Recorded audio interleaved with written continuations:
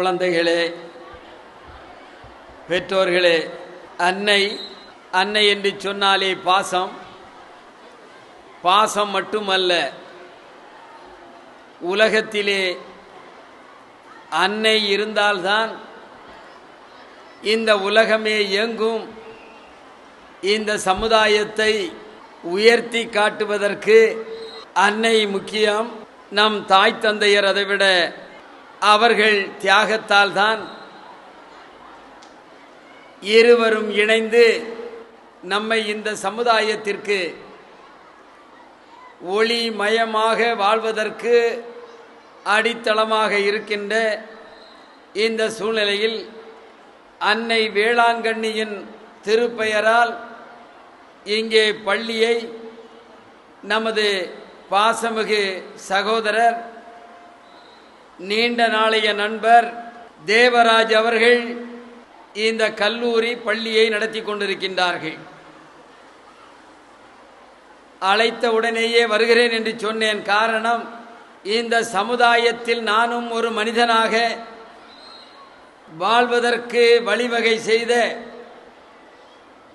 என்னை வளர்த்து ஆளாக்கிய பிஜேபி சகோதரர்கள் வாழுகின்ற இந்த இடம் இது. ஹாஸ்பிட்டல் ரோடு என்று இருந்ததை மாற்றி பிஜேபி சாலை என்று மாற்றி இன்று பிஜேபி சாலையாக இருக்கிறது என்று சொன்னால், அந்த பிஜேபி சாலைக்கும் ஒரு வரலாறு இருக்கிறது. அதுதான் சாதாரண மனிதனும் சரித்திரம் படைக்கலாம் என்று உலகமெங்கும் கொடிக்கட்டி பறக்கின்ற எங்கள் அண்ணாச்சி விஜி பன்னீர்தாஸ், விஜி சந்தோஷம், விஜி செல்வராஜ் அவர்கள். ஆண்டு விழா என்று சொன்னால் இந்த குழந்தைகளை பாராட்ட வேண்டும். இன்று சிறியவர்களாக இருப்பார்கள், நாளைக்கு சரித்திரம் படைப்பவர்களாக மாறுவார்கள். அந்த மாற்றத்தை கொண்டு வருபவர்கள் யார்? இந்த பள்ளியின் நிர்வாகிகளும் இங்கே இருக்கின்ற ஆசிரிய பெருந்தகைகளும் தான் இந்த குழந்தைகளை உலகத்தில் வல்லவனாக மாற்றுகின்றார்கள்.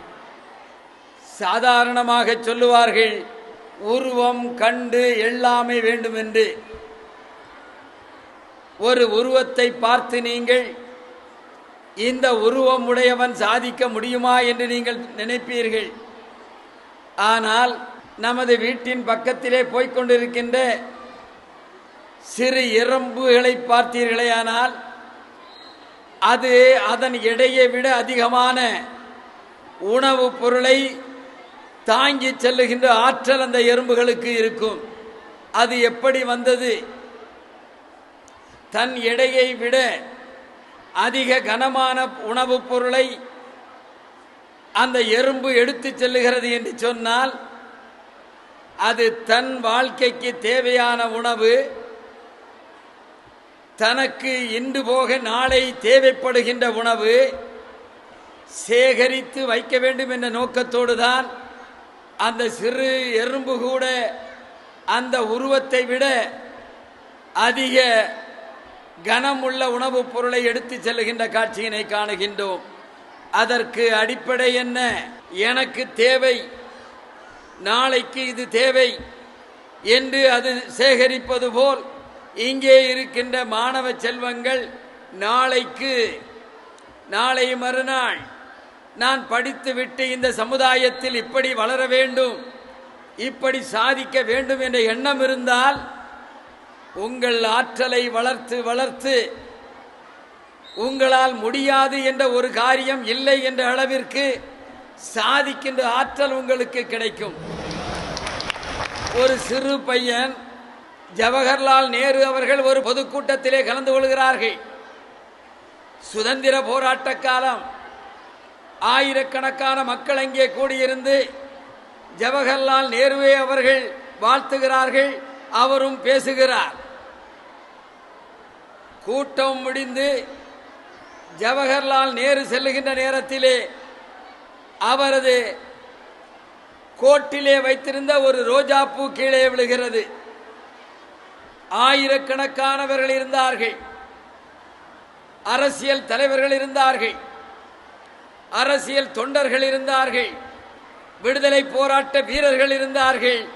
ஆனால் ஒரே ஒரு சிறு பையன்தான் அந்த நேரு பெருமான் கோட்டிலே இருந்து விழுந்த அந்த ரோஜா பூவை கையிலே எடுத்தான்.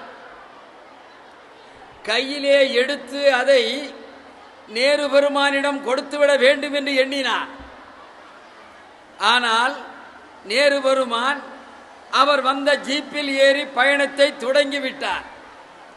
சிறுவன் அவனது உள்ளத்திலே ஒரு ஆசை.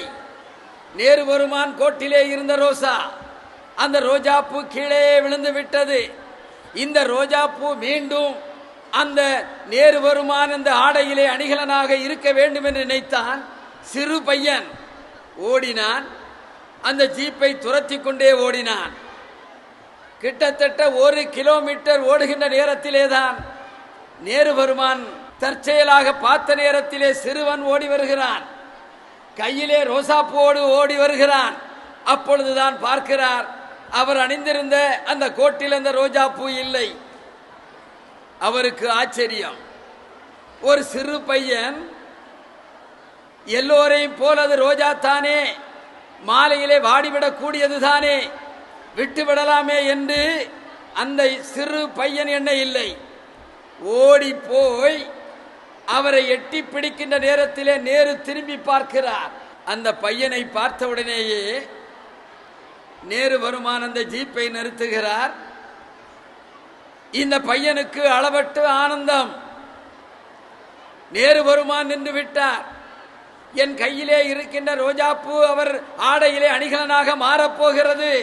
மற்றற்ற மகிழ்ச்சியோடு கிட்டே சென்றான். நேரு பெருமான் அதை பார்த்து வாங்கினார். வாங்கிய உடனேயே நேரு பெருமான் சொன்னார், இது ஒரு சாதாரண ரோஜா பூ அல்ல. நீ எங்கே கொண்டு வந்து என்னிடம் கொடுத்தது ஒரு சாதாரண ரோஜா பூ அல்ல. ஒரு நல்ல இதயத்தை நீ என்னிடம் கொண்டு சேர்த்து விட்டாய் என்று அந்த சிறுவனை பார்த்து நேரு பாராட்டினார். எல்லோரும் இருந்தார்கள். அவனுக்கு மட்டும் எந்த கவலை எதற்காக வந்தது? ஏன் முடியாது என்னால் என்று நினைத்தான் அந்த சிறுவன். என்னால் ஓட முடியும் என்று நினைத்தான். நேரு பெருமான் வண்டியை பிடித்துவிட முடியும் என்று எண்ணினான். அதன் காரணத்தினாலே தான் ஓடினான் சென்று அவரிடம் கொடுத்தான். அவர் இதயத்தையும் இந்த சிறுவன் கவர்ந்தான். நேரு சொன்னார், என் இதயத்தை கவர்ந்த நீ ஒரு நல்ல இதயத்தை என்னிடம் கொடுத்து விட்டாய் என்று நேரு பெருமான் சொன்னார். அப்படித்தான் இங்கே இருக்கின்றவர்களும் ஏன் முடியாது என்று எண்ணக்கூடாது. எறும்பு தன் இடையை விட அதிகமாக பலமான ஒரு உணவுப் பொருளை எடுத்து செல்வது போல் சிந்திக்க வேண்டும். என்னாலும் முடியும் என்று எண்ணுகின்ற நேரத்திலே தான் சாதனை படைக்கின்ற மனிதனாக இந்த சமுதாயத்திலே நீங்கள் மேலே வர முடியும். அந்த அளவிற்கு உங்கள் சிந்தனையை தருகின்ற அன்னை வேளாங்கண்ணி பள்ளியிலே நான் பேசுவதற்கும் என்னை கௌரவப்படுத்தியதற்கும் நான் நன்றியினை தெரிவித்துக் கொள்கிறேன். சிறு சம்பவம் தான் வாழ்க்கையிலே, சிறு சம்பவங்கள் தான் பெரிய சம்பவங்களாக மாறும். நமது மராட்டிய வீரர் சிவாஜி மன்னர் சிறு வயது 13 வயதுதான். தந்தை இல்லை, தாயும் அவனும் அங்கே சொக்கட்டான் விளையாடி கொண்டிருக்கின்றார்கள். அந்த ஜிஜி பாய் அவர்கள் சிவாஜியிடம் ஒரு கேள்வி கேட்கிறார்கள். இருவரும் இங்கே விளையாடி கொண்டிருக்கின்றோம். இந்த ஆட்டத்தில் யார் ஜெயிக்கிறார்களோ அவர்கள் தோல்வியுற்றவர்களிடம் என்ன கேட்கிறார்களோ அதை செய்ய வேண்டும் என்று சிவாஜியின் தாய் ஜிஜி பாய் தன் மகனிடமே சொல்லுகிறார். சிவாஜியும் ஒத்துக்கொள்ளுகிறார். இருவரும் சொக்கட்டான் ஆடுகிறார்கள். அதிலே தாய் வென்று விடுகிறார்கள். சிவாஜியின் தாய் சொக்கட்டான் விளையாட்டிலே வென்று விடுகிறார்கள். 13 வயது சிவாஜி கேட்டான், அன்னையே, நீங்கள் வெற்றி பெற்று விட்டீர்கள், அதற்கு நான் என்ன பரிசு தர வேண்டும் என்று சிவாஜி தாயிடம் கேட்கிறார். தாய் சிவாஜியை கையிலே பிடித்துக்கொண்டு உப்பரிகைக்கு சென்றார். இங்கே இருக்கின்ற மாடியில் செல்வது போலே சென்றார். எதிரே தூரத்திலே ஒரு மலையை காட்டினார். மலையிலே மீது ஒரு கோட்டையை காட்டினார். கோட்டையிலே ஒரு கொடி பறந்து கொண்டிருந்ததை காட்டினார். காட்டிவிட்டு, சிவாஜி, எனக்கு நீ பரிசு தர வேண்டும் என்று எண்ணுகிறாய். அந்த பரிசு என்னவென்று சொன்னால், உன் கண்ணுக்கு எதிரே தெரிகின்ற கோட்டையிலே பறக்குது பார் ஒரு கொடி. நம்மை எதிர்த்தவன் கொடி எங்கே பறக்கிறது பார்.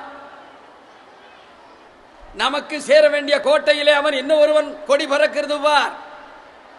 அந்த கோட்டையை நீ பிடித்து அந்த கொடியை இறக்கிவிட்டு நமது கொடியை எங்கே ஏற்ற வேண்டும், மராட்டிய கொடி எங்கே பறக்க வேண்டும் என்று 13 வயதேயான சிவாஜியை வீரனாக மாற்றுகிறார் ஜிஜிபாய். வயது பெரிதல்ல, 13 வயதுதான். போர்க்களத்துக்கு செல்லுகின்ற காலம் இன்னும் வர இல்லை. ஆனாலும் சிவாஜி சொன்னான், நிச்சயமா நாங்கள் வெற்றி பெற்று அந்த கொடியில் மராட்டிய கொடியை ஏற்றுவேன் என்று சொன்னான். அடுத்த நாள் படையுடன் சென்றான். சிவாஜி அந்த கோட்டையை பிடித்து அந்த கொடியை இறக்கி மராட்டிய கொடியை ஏற்றினான் என்று சொன்னால் வீரம். இங்கே அமர்ந்திருக்கின்ற தாய் தந்தையரெல்லாம் குழந்தைகளுக்கு வீரத்தை ஊட்ட வேண்டும். உன்னால் முடியும், உன்னால் சாதிக்க முடியும், உன்னிடம் சக்தி இருக்கிறது, நீ அந்த சக்தியை பயன்படுத்த வேண்டும் என்று இங்கே இருக்கின்ற தாய்மார்கள் எல்லாம் குழந்தைக்கு வீரத்தை கொடுக்க வேண்டும்.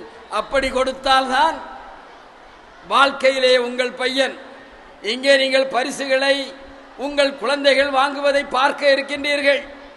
ஆகா, என் குழந்தைக்கு இவ்வளவு ஆற்றலா, இவ்வளவு திறன் உடையவனா, அந்த திறன் உடையவனுக்கு பரிசை கொடுக்கிறார்களே என்று நீங்கள் மகிழ்ச்சி அடைவீர்கள். அதே நேரத்திலே முதல் பரிசு வாங்கவில்லையே என்று நீங்கள் கவலைப்படக்கூடாது. இரண்டாவது பரிசு வாங்கவில்லையே என்று கவலைப்படக்கூடாது. மூன்றாவது பரிசு வாங்கவில்லையே என்று கவலைப்படக்கூடாது. அவன் அந்த போட்டியிலே கலந்து கொண்டான் பாருங்கள், அதற்கே நீங்கள் அவர்களுக்கு பாராட்டம் தெரிவித்தால் அவன் இன்னும் இன்னும் இன்னும் மேலே வந்து சாதனையாளனாக மாறுவான். அதுதான் தாய் தந்தையர் குழந்தைகளுக்கு கொடுக்க வேண்டிய ஒரு ஆலோசனையாக இருக்க வேண்டும். இங்கே தேவராஜ் அவர்கள் இருக்கின்றார்கள் என்று சொன்னால் அவர்களுக்கு நேசையன் என்று எனக்கு ஒரு குடும்ப நண்பர் இருக்கின்றார். எங்கள் குடும்ப நண்பர் அவர், அவரின் உறவுக்காரர். முதலில் எனக்கு அவர்களைத்தான் தெரியும், அதன் பிறகுதான் தேவராஜ் சகோதரர் எனக்கு தெரியும். அந்த அளவுக்கு சாதாரண நிலையிலே இருந்து இன்று ஒரு உயர்ந்த நிலையிலே அடைந்திருக்கிறார் என்று சொன்னால் அவர் சேவை செய்கின்றார். அன்னை வேளாங்கண்ணியின் பெயரால் இங்கே சாதாரண மக்கள் எல்லாம் கூடியிருக்கின்றீர்கள். நீங்கள் வசதி படைத்தவர்கள் அல்ல, சாதாரண வேலை செய்கின்றவர்கள், சாதாரண தொழில் செய்கின்றவர்கள். அன்றாடம் வருவாயை வைத்து குழந்தைகளை வல்லவனாக மாற்ற வேண்டும் என்ற எண்ணத்தோடு இங்கே நீங்கள் உங்கள் குழந்தைகளை படிக்க வைக்கின்றீர்கள். அவர்களும் உங்கள் குழந்தைகளை தங்கள் குழந்தைகளாக நினைத்து, அவருக்கு 2 பையன்கள் இங்கே இருக்கின்றார்கள். ஆனால் இந்த பள்ளியிலும் கல்லூரியிலும் படிக்கின்ற அத்தனை குழந்தைகளும் தேவராஜ் அவர்களின் குழந்தை என்று நினைத்துதான் அவர் உங்களை படிக்க வைக்கின்றார். அதுதான் முக்கியம். பணம் பெரிதல்ல, பணம் அவரிடம் இருக்கிறது. பள்ளியை வைத்து பணம் சேர்த்தவர் அல்ல அவர். ஏற்கனவே அவர் ரியல் எஸ்டேட் தொழிலிலே அதிகமாக சம்பாதித்தவர். மக்களுக்காக சேவை செய்ய வேண்டும் என்ற எண்ணத்திற்காகத்தான் இந்த பள்ளியையும் கல்லூரியும் நடத்தி கொண்டிருக்கின்றார்கள். எனவே சேவை செய்கின்றவர்களை பாராட்ட வேண்டும். எல்லாம் எனக்கு என்று எண்ணாமல் இந்த சமுதாயத்திற்கும் சேவை செய்ய முடியும் என்று 28 ஆண்டுகளுக்கு முன்பு ஹாஸ்பிட்டல் ரோடு என்று இருந்த இடம் எவ்வளவு பின்தங்கிய இடமாக இருந்தது எனக்கு தெரியும். இதே ஹாஸ்பிட்டல் ரோடிலே தான் 73 74 10க்கு 10 அறையிலே தங்கியிருந்தேன். ஒரு நாளைக்கு உணவு வேண்டும் என்பதற்காக 1 கிலோ கோதுமையை வாங்கி அதை அரைத்து நானும் எனது நண்பரும் தங்கியிருந்த அந்த அறையிலே என் நண்பரே அதை சப்பாத்தி போட்டு கொடுத்து சாப்பிட்ட காலம் உண்டு 1973. அந்த அளவிற்கு ஒரு பின்தங்கிய இடமாக இருந்த இந்த ஹாஸ்பிட்டல் ரோட் பின்பு பிஜேபி சாலையாக மாறி இன்று உங்களை எல்லாம் வழிநடத்துகிறது என்று சொன்னால் தியாகம். அந்த நேரத்தில் பள்ளி ஆரம்பித்த நேரத்தில் இவர் எப்படி வெற்றி பெறுவார் என்று எல்லோரும் கேட்டார்கள். நீங்கள் தேர்ந்தெடுத்த இடம் சரியில்லை. அங்கே குழந்தைகளை மக்கள் சேர்ப்பார்களா? சேர்க்க மாட்டார்கள். அந்த காலம் அப்படிப்பட்ட காலமாக இருந்தது. அதையும் மீறி இந்த தேவராஜரால் வெற்றி பெற முடியும் என்று வெற்றி கொடி நாட்டியவர் தான் உங்களை வழிநடத்தி செல்கின்ற அன்பு சகோதரர் தேவராஜ் என்பதை நீங்கள் மறந்துவிடக் கூடாது. இந்த பள்ளியிலே பயின்றீர்கள். வெளியே போய் நீங்கள் சாதிக்கின்ற நேரத்திலே இந்த பள்ளிக்கு பெருமை, சகோதரர் தேவராஜுக்கு பெருமை. அதுதான் முக்கியம். வாழ்க்கையிலே முக்கியமாக ஒன்றை நினைக்க வேண்டும். என் நன்றி கொண்டார்க்கும் உய்வுண்டாம். உய்வில்லை செய் நன்றி கொண்ட மகற்கு. சாதாரண சாணமாக கிடந்த நம்மை, சாதாரண கற்களாக இருந்த நம்மை தட்டி தட்டி இங்கே இருக்கின்ற ஆசிரிய பெருந்தைகளை எல்லாம் உங்களை வளப்படுத்தி நீங்கள் வாழ்க்கையிலே முன்னேறுவதற்கு அடித்தளமாக அமைத்து இந்த பள்ளியிலே அவர்கள் பணியாற்றுகின்றார்கள். அந்த அளவிற்கு நீங்களும் அவர்களுக்கு உறுதுணையாக. இங்கே சொன்னார்கள், ஒரு முறை 500க்கு 497 மதிப்பெண் பெற்றார்கள் என்று சொன்னார்கள். இன்னும் ஒன்றை சொல்லுவேன். இந்த பள்ளியிலே 10வது வகுப்பிலே தமிழகத்திலே முதல் மாணவனாக, அனைத்து பாடங்களிலும் முதல் மாணவனாக வந்து தமிழக அரசின் முதல் மாணவனோ மாணவியோ என்று பெயர் எடுத்தால் உங்கள் வசந்தகுமார் அவர்களுக்கு 1 லட்சம் ரூபாய் கொடுப்பேன் என்பதையும் நான் சொல்லிக் கொள்கிறேன். நீங்கள் நன்றாக படியுங்கள். நீங்கள் நன்றாக படியுங்கள். அது 10வது வகுப்பாக இருக்கலாம், 12வது வகுப்பாக இருக்கலாம். நீங்கள் வெற்றி பெற வேண்டும். அந்த வெற்றி படத்தை நான் உங்களுக்கு தர வேண்டும். நீங்கள் என்னை அழைத்து அந்த படத்தை வாங்க வேண்டும் என்ற கோரிக்கையும் நான் உங்களுக்கு பரிசாக தர இருக்கின்றேன். போட்டி என்னால் முடியும், என்னால் வெற்றி பெற முடியும், வெற்றி பெற்று சாதனை படைப்பேன் என்று எண்ணுகின்ற ஒவ்வொரு மனிதனும் வாழ்க்கையிலே வெற்றி பெறலாம். 1978 ஆரம்பித்தேன். சாதாரண மனிதனாக ஆரம்பித்த அந்த வசந்தன் கோ எதிரே இருந்த எனது உறவுக்காரரிடம்தான் ஒரு சிகரெட் கம்பெனியிலே இருந்த அட்டையை எடுத்து, மரப்பலகையை எடுத்து வசந்தன் கோ என்று நான் எழுதினேன். அப்பொழுது அங்கே வந்தவர்கள் எல்லாம் சொன்னார்கள், இது ராசி இல்லாத கடை, ஏற்கனவே 4 பேர் இங்கே கடை வைத்து அதை மூடிவிட்டார்கள், நீங்களும் இங்கே ஆரம்பித்திருக்கின்றீர்களே என்று கேட்டார்கள். அப்பொழுது சொன்னேன், நான் ராசி பார்க்கின்ற ஆள் இல்லை, நான் என் முகராசியும் மக்களின் முகராசியையும் பார்க்கின்றவன் நான். நிச்சயமாக வாழ்க்கையில் வெற்றி பெறுவேன் என்று சொன்ன நேரத்திலே எனது உறவுக்காரன் பையன் வந்து எப்படி சொல்லுகிறீர்கள் என்று கேட்டார். 78 அவனிடம் ஒரு விசிட்டிங் கார்டை வாங்கினேன். வாங்கி அதிலே எழுதினேன், சகோதரா 1978 இப்பொழுது 1988 இதே வசந்தகுமார் இந்தியாவிலே தயாரிக்கின்ற விலை உயர்ந்த காரில் வந்து இறங்குவேன் என்று 1978 நான் எழுதி கொடுத்தேன். அதேபோல் 1988 சாலிடர் கம்பெனியிலே நான் பணியாற்றி அவர்களுக்கு விற்பனை செய்து கொடுத்த நேரத்திலே அவர்களிடம் ஒரு போட்டியை வைத்தேன். ஐயா, நாங்களெல்லாம் சேர்ந்து சாலிடர் சேர்மேனுக்கு ஒரு காரை கொடுத்திருக்கின்றோம், ஸ்டாண்டர்ட் 2000 கார். அந்த கார் அப்பொழுது 2,48,000 ரூபாய். எனக்கும் ஒரு கார் வேண்டும் என்று கேட்டேன். 1988 நான் எழுதி கொடுத்தது 1978 10 ஆண்டுகளில் நான் வாங்குவேன் என்று சொன்னேன். எனக்கும் அந்த கம்பெனிக்கும் ஒரு போட்டி. வசந்தகுமார், கார் தருவது பெரிதல்ல, இந்த கம்பெனி உனக்கு ஒரு கார் வழங்குவது பெரிதல்ல, ஆனால் அதற்குரிய வேலையை நீ செய்ய வேண்டாமா? இலவசமாக நாங்கள் தர இயலாது, அதற்குரிய விலைக்கு நீ வியாபாரம் செய்ய வேண்டாமா? நீ ஒத்துக்கொண்டால் நான் தர தயார் என்று சொன்னார்கள். அந்த சவாலை ஏற்றுக்கொண்டேன். எவ்வளவு வியாபாரம் செய்ய வேண்டும் என்று சொன்னார்கள், செய்து காட்டினேன். 1988 அதே ஸ்டாண்டர்ட் 2000 கார், இந்தியாவிலேயே விலை உயர்ந்த கார், அதிலே வந்து இறங்கினேன்.